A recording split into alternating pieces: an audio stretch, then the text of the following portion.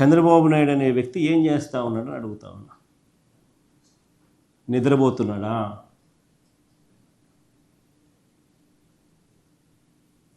చంద్రబాబు నాయుడు గారిని గట్టిగా అడుగుతా ఉన్నా, నిన్ను ముఖ్యమంత్రిగా చేసింది ఎందుకు అని. గాడిదలు గాయడానికా నిన్ను ముఖ్యమంత్రిగా చేసింది అని అడుగుతా ఉన్నా. కాదు కదా, గాడిదలు కాయడానికి కాదు కదా, పట్టించుకోవాలి కదా రైతులను.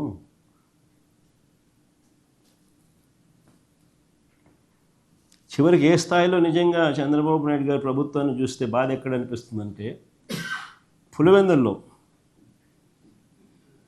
600 టన్నుల కోల్డ్ స్టోరేజ్ మా హయాంలో ప్రారంభోత్సవం చేసినాం. ఆ కోల్డ్ స్టోరేజ్ ఆపరేషన్లో లేదు, కరెంటు బిల్లులు ఖర్చు అవుతాయని. That is the flight of farmers. ఈరోజు ఆంధ్ర రాష్ట్రంలో రైతుల పరిస్థితి అంత దయనీయంగా ఉంది.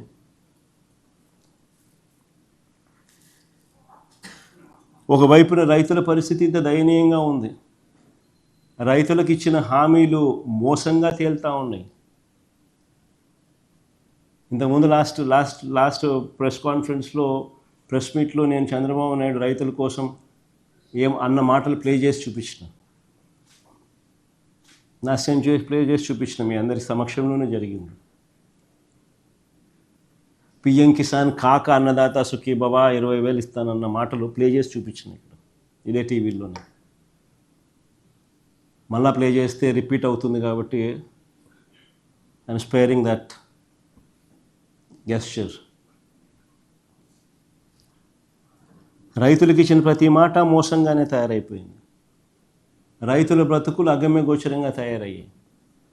రైతుల హక్కుగా ఉండాల్సిన ఇన్సూరెన్స్, ఉచిత పంటల బీమా పథకాన్ని రద్దు చేసినారు. ఇన్పుట్ సబ్సిడీ సమయానికే సీజన్ ముగిసేలోగా ఇచ్చే ఇన్పుట్ సబ్సిడీ దొరకకుండా పోయింది. ఆర్బీకేలు నిర్వీర్యం అయిపోయినాయి. ఈ క్రాప్ వ్యవస్థ తెరమరుగైపోయింది.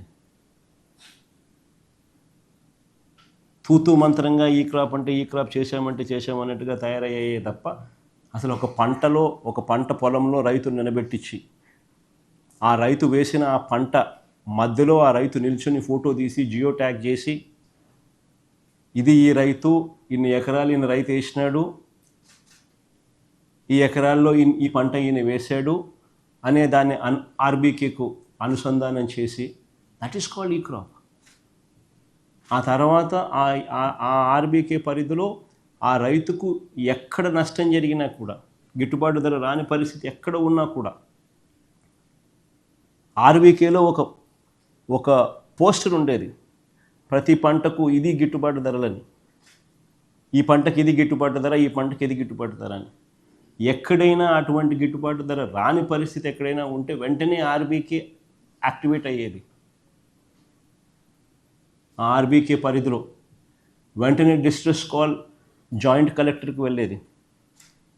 Joint collector was also assigned as joint managing director Markfed. వెంటనే జాయింట్ కలెక్టర్ ఇంటర్వ్యూన్ అయ్యేవాడు. ఆ ఆర్బీకే పరిధిలో ఆ పంటను కొనుగోలు చేసేవాడు, మార్కెట్లో కాంపిటీషన్ క్రియేట్ చేసేవాడు. దాదాపుగా 7,457 కోట్లు ఖర్చు చేసినాం మేము మార్కెట్ ఇంటర్వెన్షన్ ఫండ్. గిట్టుబాటు ధరలు రాని పరిస్థితి ఏ రైతుకు కూడా రాకూడదు అని చెప్పి పడ్డ పాలన ఆ రోజుల్లో. ఒక పక్క ఏమో అన్ని రైతుల జీవితాలు చిన్నాభిన్నమై కనిపిస్తూ ఉన్నాయి, ఇచ్చిన హామీలన్నీ మోసంగా కనిపిస్తూ ఉన్నాయి, రైతుల పరిస్థితి దయనీయంగా మారింది. మరోవైపున టాపిక్ డైవర్ట్ చేసేందుకు మోసాలతో చంద్రబాబు నాయుడు ఏమంటాడు, రైతన్నా మీకోసం అంటూ ప్రచారం చేసుకుంటాడు. పేపర్లో అసలు ఈనాడు పేపర్లో చూస్తే పేపర్ కటింగ్ చూడండి ఒకసారి, రైతన్నా మీకోసం అంట. ఏమంటాడు, కార్యక్రమాన్ని రాష్ట్ర వ్యాప్తంగా విజయవంతం చేసిన రైతులందరికీ ధన్యవాదాలు అంట. అసలు రైతుల దగ్గరికి పోయే పరిస్థితి లేదు వీళ్ళకు. పోతే రైతులు తిడతారు, కొడతారు, ఎవడు పోయింది లేదు. విజయవంతం అంట. కార్యక్రమాన్ని రాష్ట్ర వ్యాప్తంగా విజయవంతం చేసిన రైతులందరికీ ధన్యవాదాలంతా. ఆశ్చర్యం అంటే ఆశ్చర్యమైన అడ్వర్టైజ్మెంట్లు, బుల్డోజింగ్, గోబెల్స్ ప్రచారాలు.